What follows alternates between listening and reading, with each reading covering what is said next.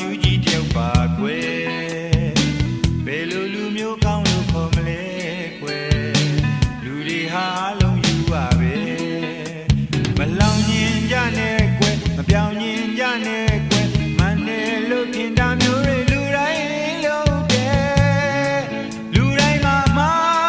ဝင်ကန်တာနဲ့ဆင်ရှုပ်ထွေးတရားများရဲ့လူတွေဟာအတ္တစိတ်လွန်ခဲ့ရာကိုစွတ်လုပ်ကြတာပဲငါကိုယ်တိုင်ဘဝတွေ့ယုံနေရတယ်လို့ရင်နာစရာနှလုံးသားလေး